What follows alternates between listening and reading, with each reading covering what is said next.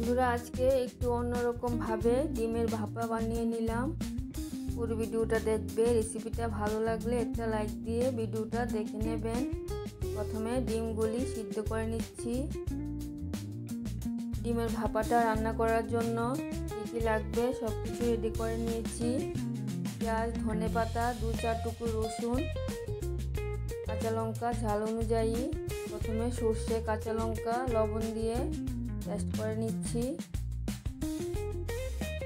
সর্ষেটা কিছুটা পেস্ট হয়ে গেছে। এখন পেঁয়াজ, রসুন, ধনেপাতাটা একসাথে নিয়ে পেস্ট করে নেব। সব কিছু ভালো করে পেস্ট করে নিয়েছি।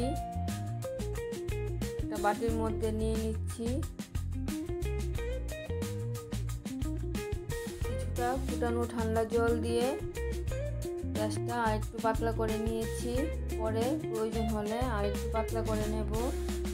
এখন দিয়ে দিচ্ছি লবণ আর কাশ্মীরি লাল লঙ্কার গুঁড়ো। তোমরা যদি কাশ্মীরি লাল লঙ্কার গুঁড়োটা দিতে না চাও তাহলে দেবে না। আর কাশ্মীরি লাল লঙ্কার গুঁড়োটা দেওয়ার পরে কালার আসবে না। টেস্ট অনুযায়ী চিনি আর হলুদটা দিয়ে ভালো করে মিশিয়ে নিচ্ছি।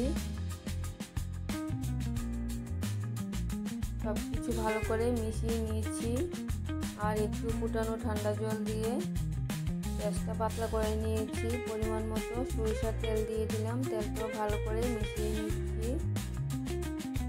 এই সময়ে চিনি লবণের টেস্টটা দেখে নেবে। এখন ডিমগুলি দিয়ে দিচ্ছি। ডিমগুলি অর্ধেক করে কেটে নিয়েছি, তাতে ফ্লেভারটা ভালো আসবে।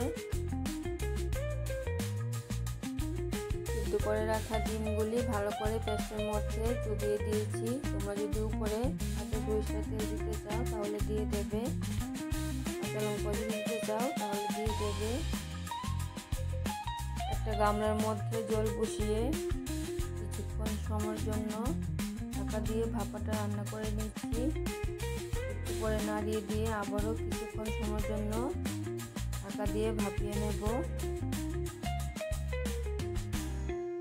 এইরকম ডিমের ভাপাটা রান্না করার সময় বেশি লাগে না। 10 মিনিটের মধ্যে ভাপানো হয়ে যায়। রান্নাটাও একদম হয়ে গেছে। রেসিপিটা যদি আপনাদের ভালো লেগে থাকে তাহলে আমার চ্যানেলটাকে সাবস্ক্রাইব করে আমার পাশে থাকবেন। লাইক, কমেন্ট, শেয়ার করবেন। গরম গরম ভাত দিয়ে এরকম ডিমের ভাপা অসাধারণ খেতে হয়। তোমরা বানিয়ে খেয়ে দেখবে। আবার দেখা হচ্ছে পরের ভিডিওতে। সবাই ভালো থাকবে, সুস্থ থাকবে। ধন্যবাদ সবাইকে।